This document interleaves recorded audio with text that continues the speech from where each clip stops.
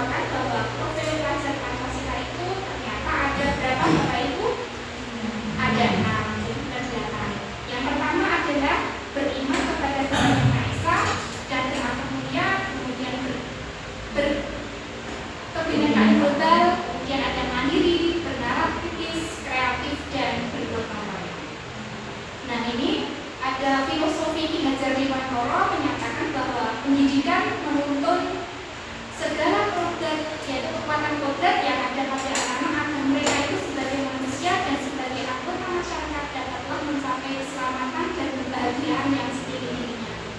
Pengajaran dan pendidikan itu berguna untuk kehidupan bersama, ialah memerdekakan manusia sebagai anggota dari kesatuan. Jadi kalau kita ada istilahnya Pak Nyoto mengatakan memanusiakan manusia itu memang betul sekali, apalagi kita sebagai guru harus memerdekakan. Merdeka kalau menurut Ki Hajar Dewantara artinya tidak hanya terlepas dari perintah, akan tetapi juga cakap buat pemerintah diri sendiri. Jadi artinya merdeka itu bukan kita sudah bebas merdeka, tetapi merdeka itu bahwa anak itu nantinya ke depan dia punya motivasi intrinsik dalam dirinya untuk melakukan sesuatu hal tanpa adanya paksaan atau pengaruh dari orang lain. Pendidik harus mampu menuntun. Jadi sebagai seorang guru itu kita harus mampu menuntun murid dalam pembelajaran agar mereka itu nantinya akan bisa memerintah dirinya sendiri tanpa harus ada paksaan orang lain. Nah, Bapak Ibu, saya mau tanya kira-kira di benak Bapak Ibu disiplin itu apa? Apakah sesuatu yang nantinya membuat kita nanti dihukum, atau kalau ada kita berpikir disiplin itu nanti di pikiran kita kira-kira apa Bapak Ibu disiplin itu? Nah, di sini ada disiplin itu berasal dari bahasa Latin, artinya disiplina, artinya belajar. Disiplin artinya kepatuhan terhadap aturan, kemampuan mengendalikan diri sesuai dengan aturan dan norma yang berlaku. Kalau kita mendengar disiplin itu, nanti jangan-jangan kalau saya tidak melakukan ini berarti nanti saya ada hukuman. Kalau saya tidak melakukan sesuatu hal berarti nanti saya ditegur, seperti itu. Nah, disiplin di sini itu membuat orang mampu mengendalikan potensinya menuju sebuah tujuan apa yang dia hargai, membantu anak mengembangkan keterampilan hidup dan keterampilan sosial. Jadi ininya bahwa disiplin itu merupakan suatu proses kepatuhan terhadap aturan atau norma yang nantinya anak itu dapat menghargai diri sendiri tanpa ada paksaan orang lain. Nah, saya mau tanya lagi nih, Pak Mariti biasanya dulu di sekolahan itu kira-kira di benak Pak Mariti itu yang membuat Pak Mariti sampai sekarang itu masih terngiang-ngiang itu kalau ada kata-kata disiplin atau hukuman itu biasanya apa di sekolah dulu? Misalnya pernah melakukan apa, kemudian ada seorang guru menghukum, kemudian atau memberikan sesuatu hal apa yang sampai sekarang itu masih terasa, masih mempunyai rasa dendam misalnya. Oh, dulu saya di sekolah itu pernah bolos, kemudian saya disuruh menulis 100 kata misalnya. Ada nggak Bapak Ibu yang seperti itu? Ada. Tidak ada. Ada. Kira-kira panitia apa? Dulu sampai sekarang itu masih, walaupun dulu matematika seperti ini, itu pada saat apa? Apa? PPKN remedi. Ya, Kebetulan dulu itu pernah remedi PPKN terus keliling lapangan 5 kali. ya. Kira-kira kalau seperti itu seorang guru itu bagus apa enggak? Bikin kapok. Ya, bikin kapok. Menjadi bikin seorang siswa itu tidak mau belajar lagi. Melihat gurunya saja sudah bosan.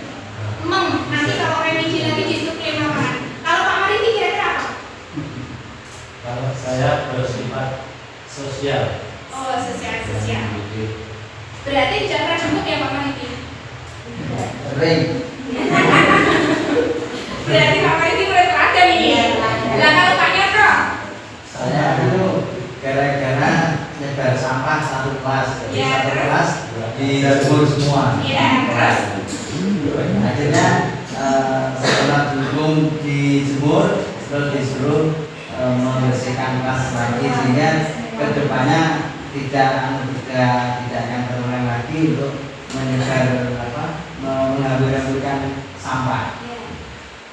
Pada saat itu sudah kapok, tetapi besok lagi misalnya ya Pak, sudah kapok tapi kan masih ada di benak Bapak Ibu misalnya, oh saya dulu nyebar sampah di sungai ini kemudian seorang anak itu kan punya karakter sendiri. Jadi ada yang saya sudah gitu nggak apa, tapi ada karakter anak yang mempunyai rasa dendam. Oh aku pokoknya kalau nggak sama guru itu nggak mau, soalnya guru itu tuh biasanya gini seperti itu kan, ada anak mempunyai karakter berbeda. Nah di sini kita akan membahas tentang teori motivasi perilaku manusia. Jadi ada yang pertama itu untuk menghindari ketidaknyamanan atau hukuman. Contoh kita sebagai guru harus masuk pagi nih biar tidak ditegur sama Pak Narto. Soalnya kalau nanti terlambat nanti ditegur, siswanya nggak ada yang mau training misalnya seperti itu. Nah ini karena hukuman itu dia merasa melakukan seperti itu karena adanya faktor dari orang lain.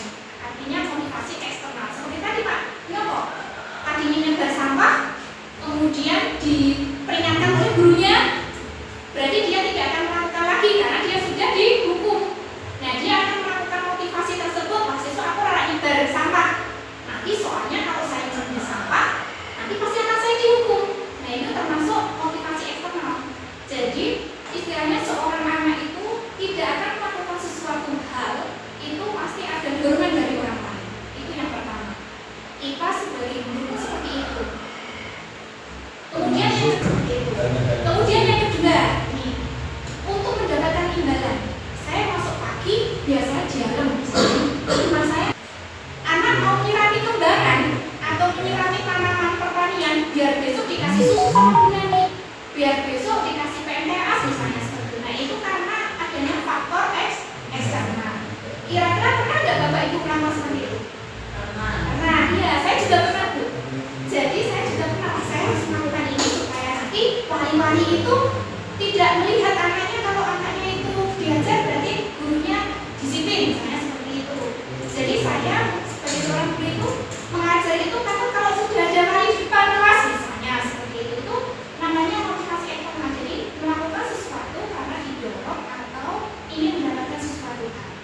Nah, bagaimana kita sebagai guru berarti harus mempunyai motivasi intrinsik. Nah, ini tadi. Nah, motivasi eksternal itu untuk jadi kita melakukan motivasi dia dapat ya itu loh. Nah, itu saya berangkat pagi biar dapat presensi.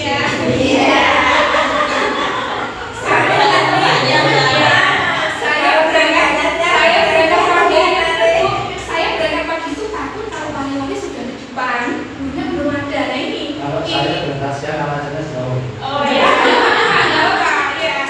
Ini motivasi ya, motivasi eksternal.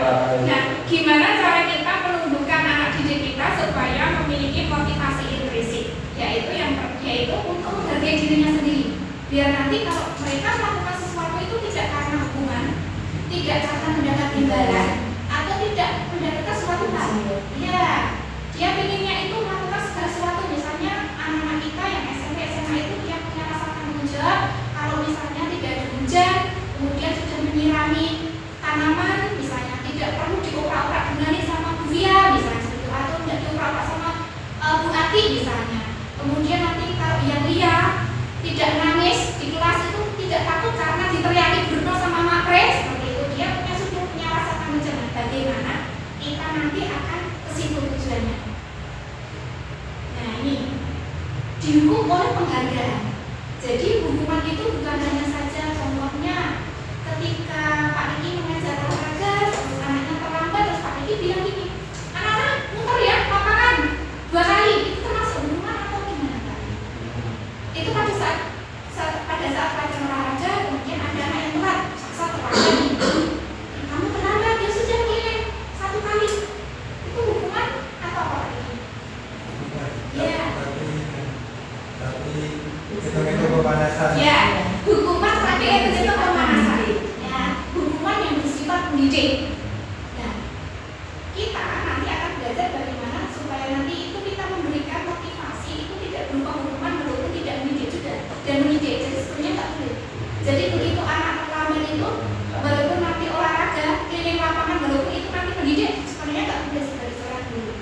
Nah di sini menurut Alifcon bahwa penghargaan berlaku sama dengan hukuman. Jadi kalau kita memberikan hadiah itu sama dengan hukuman, nanti anak itu akan melakukan, kalau tidak dikasih hadiah dia tidak akan mau.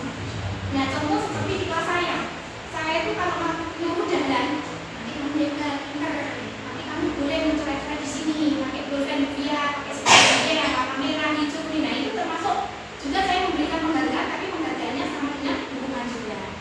Kemudian dalam arti meminta atau membujuk seseorang melakukan sesuatu untuk memenuhi suatu tujuan tertentu dari orang yang meminta atau membujuk, ini sebenarnya tidak boleh. Contohnya nanti ada pengaruh jangka pendek dan jangka panjang. Kalau kita memberikan hadiah itu hanya jangka pendek, pada saat itu dia senang melakukan, besok lagi akan diulangi lagi. Contoh lagi misalnya besok kalau tidak menyirami tanaman bunganya mudah pulang. Nah itu berarti nanti jangka panjang. Anak itu takutnya cuma pada saat pelajaran itu, tapi besok setelah dia lulus itu terlihatnya wah aku biar orang penyiramnya, aku orang belajar aku naik mobil, aku sayang loh kalau berani, misalnya seperti itu. Itu pengaruhnya jangka panjang dan jangka pendek. Kemudian ada pengaruh penghargaan tidak efektif. Nah ini contohnya, jika saya mengharapkan suatu penghargaan atau tindakan mendapatkannya, maka saya akan kecewa dan berkecil hati. Contohnya Ate sama Yuli sudah bertanggung jawab melakukan sendiri, sedangkan Ate belum.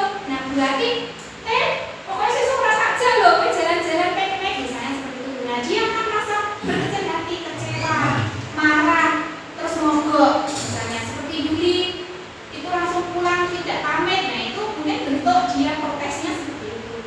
Kemudian ada penghargaan rusak hubungan. Contoh lagi, si Yuli tadi sudah bertanggung jawab, terus berarti kelem-kelem, terus Ate cemburu. Nah ini namanya bisa merusak hubungan. Jadi antara Ate dan Yuli berperang baik, tergantung yang disayang saya ini Yuli aku orang. Nah seperti itu. Nah bagaimana kita akan menciptakan motivasi dalam diri anak itu akan merasa menghargai dirinya sendiri untuk melakukan sesuatu hal. Untuk anak-anak kita yang berkebutuhan khusus seperti Lia, mungkin kita juga akan repotan seperti itu. Nah ini bentuk apresiasi. Misalnya ada siswa Yunani yang rajin menyirami, kemudian wah Ate hebat, pintar, kamu sudah bertanggung jawab, sudah melakukan dengan benar. Nah anak-anak nanti biar tahu. Jadi kita itu memberikan pujian bukan hanya saja jempol hebat, tetapi kita memberikan nilai-nilai kebajikan universal. Contohnya Ate, kamu sudah sangat bertanggung jawab, kamu sudah percaya diri. Contoh tadi misalnya Rizky bisa membaca undang-undang di depan teman-temannya pada saat upacara, berarti kan ungkapannya bukan hanya saja bagus, hebat, tetapi Rizky kamu sudah percaya diri, kamu sekarang sudah bisa terampil, kamu bisa memberikan contoh pada teman-teman. Jadi ungkapan-ungkapan itu perlu diberikan kepada anak kita. Kita akan melihat kebutuhan dasar manusia. Jadi kebutuhan dasar manusia itu ada penguasaan, ketenangan, kasih sayang, dan rasa diterima, kebebasan, dan bertahan hidup. Sebelum kita menerapkan disiplin kepada anak, kita juga harus tahu kondisi anak itu butuhnya apa. Mungkin kalau kita harus memenuhi kebutuhan masing-masing anak tidak akan mungkin, karena anak kita itu macam-macam karakteristiknya, kondisinya, kemampuannya. Tetapi sebagai seorang guru harus mampu mengetahui kebutuhannya. Misalnya bertahan hidup. Ketika kita di kelas, lihat siswa kita ketrak-ketruk, kepalanya diletakkan di meja, kita harus tahu ini anak ini pagi-pagi sarapan apa tidak, apakah anak ini lapar atau tidak. Nah, ini perlu kita komunikasikan dengan orang tua, wali murid.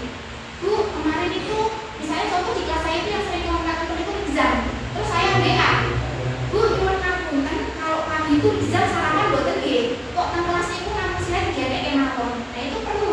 Apakah kalau malam itu tidurnya terlalu larut malam? Misalnya seperti itu. Kita berkomunikasi dengan orang tua supaya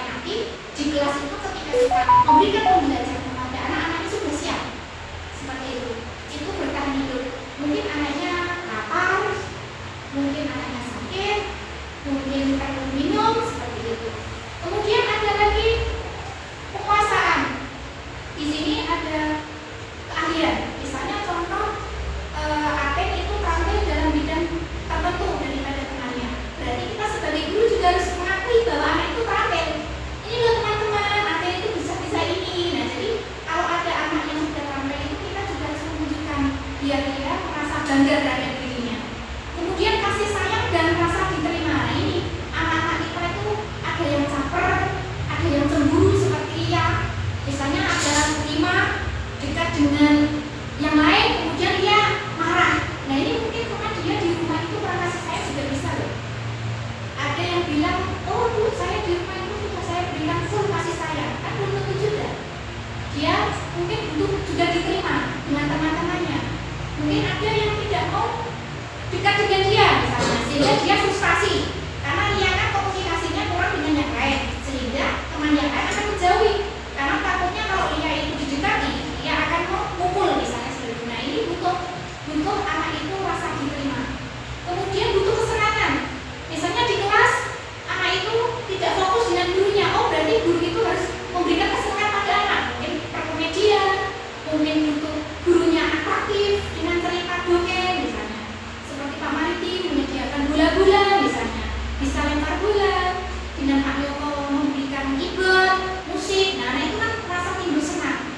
Ketika anak itu sudah merasa senang, maka mereka akan siap untuk belajar, senang dengan gurunya, senang dengan pelajarannya. Kemudian anak butuh bebas. Bebas itu bukan dicontohnya seperti kalau di luar terus bisa berkeliaran, terus mengganggu temannya, tidak. Tetapi bebas di sini adalah anak itu diberikan kebebasan. Contohnya, kamu mengerjakan ini, kamu mau pilihnya apa? Aku punya gambar Bu, ya, kamu komen gambar. Terus pilihnya apa? Saya pilihnya nulis Bu, nyalain yo. Gak apa-apa. Jadi anak itu diberikan kebebasan yang penting sesuai dengan tujuan pembelajaran yang akan disampaikan. Guru juga bisa membebaskan misalnya, nanti kalau kamu sudah selesai, kamu jangan mengganggu temannya, kamu bisa menggambar, misalnya seperti itu. Iya, kowe nek wis iso iki, kowe ojo ganggu. Jadi sebelum pembelajaran itu anak itu dikasih pelatihan supaya nanti pada saat pembelajaran tidak mengganggu teman yang lain. Nah ini ada 5 posisi kontrol. Guru sebagai pembentuk, guru sebagai pembuat orang merasa bersalah, kemudian teman dan pemantau juga manajer. Kira-kira Bapak Ibu guru itu sebagai apa? Sebelum saya jelaskan. Posisi saat ini Bapak Ibu itu sebagai apa? Apakah sebagai pemhukum, atau sebagai pembuat orang merasa bersalah, atau sebagai teman? Ini ada siswa sebagai teman. Nah ini bagaimana posisi kita yang ideal sebagai guru? Kalau pemhukum tadi gini, anak terlambat pada masuk olahraga seperti Pak Riki, terus Pak Riki, yuk kamu putar lapangan, itu pemhukum. Kalau membuat orang merasa bersalah itu seperti ini, aduh kamu gak kasihan ya sama Pak Riki udah bangun pagi, udah panasan, kamu terlambat. Nah ini merasa bersalah. Jadi seorang guru kalau memberikan apa ya, memberikan solusi pada anak ketika anak melakukan sesuatu hal itu, tidak boleh mengatakan seperti ini, aduh ini benar sudah susah payah loh, benar kan sudah hamil nih, masa harus teriak-teriak, kan kasihan loh benar nih, kamu gak kasihan sama benar nih, misalnya seperti itu. Dia sebagai teman, nah kalau soal teman, ayolah nak, ayo kita sini bareng-bareng, juara Ocean nih orang kue. Nah seperti itu. Saya sebagai seorang guru juga sering seperti ini, ya, teman sebagai teman. Ayo seperti nah anak itu nanti kalau kita seperti itu, nah ini anak itu wah kocok, gue orang apa-apa, aku orang apa-apa, karena dia temanku, kan gitu. Ayo Riz, ayo bareng-bareng karo Pak. Nyata nggih Pak Yoko yo ora apa-apa ya. Ayo kita disulai. Nah, seperti itu nih. Anak itu Pak Yoko kocok kok.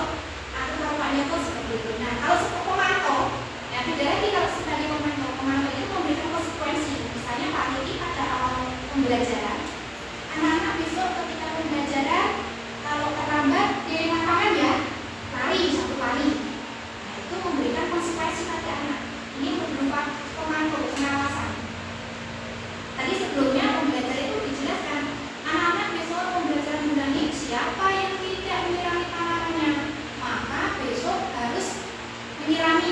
dua bedeng. Nah ini itu konsekuensi sudah dikomunikasikan terlebih dulu sama anaknya. Nah, ini sebagai pemantau. Kalau sebagai manajer menghargai dirinya sendiri, maka dia akan menguatkan pribadinya. Jadi kalau kita sebagai manajer itu, kalau anak melakukan sesuatu hal itu, kita harus menjelaskan nanti kita tujuannya ke situ. Nah ini kita harus membuat keyakinan kelas untuk membudayakan anak supaya anak melakukan budaya positif, yaitu guru pada awal pembelajaran harus membuat keyakinan kelas. Keyakinan kelas itu apa? Bersifat abstrak, tidak peraturan. Misalnya kalau kita kan sekolah peraturannya harus memakai seragam, harus masuk pukul 7, kemudian harus memakai sepatu warna hitam. Kalau keyakinan kelas itu mengakomodir semuanya. Ini harus bersifat abstrak, seperti itu. Ini caranya membuat keyakinan kelas. Nah, contohnya seperti ini. Kalau peraturan kan selalu kembalikan buku ke tempatnya. Kalau keyakinan kelas kan tanggung jawab. Kemudian dilarang mengganggu orang lain, berarti harus menghormati orang lain. Jadi di kelas itu kalau bisa Bapak Ibu guru itu mempunyai kesepakatan dengan anak membuat keyakinan kelas, kemudian ditempelkan di dindingnya. Ketika anak melakukan sesuatu hal, itu nanti seorang guru bisa menjelaskan kembali, ayo kemarin kita sudah punya kesepakatan loh, kita sudah punya keyakinan, kita tidak boleh apa. Nah kita ulangi lagi seperti itu. Nah kalau kita menerapkan seperti itu secara kontinu terus menerus, insya Allah harapannya ke depan itu anak-anak bisa melakukan budaya positif dan disiplin sesuai dengan norma yang ada tanpa adanya dorongan atau paksaan dari orang lain. Ketika kita menemukan anak, misalnya ada anak yang berantem, contoh antara Ardi sama Roman misalnya, kita harus menggunakan segitiga restitusi untuk menyelesaikan masalahnya. Dalam teori Chasm-Bosen, restitusi adalah proses menciptakan kondisi bagi murid untuk memperbaiki kesalahan mereka sehingga mereka bisa kembali pada kelompok mereka. Jadi sebagai seorang guru, ketika ada anak yang menyimpang sesuai dengan peraturan yang ada, maka kita harus melakukan segitiga restitusi. Yang pertama yaitu menstabilkan identitas. Ketika kita melihat anak kita bertekad, berarti kita harus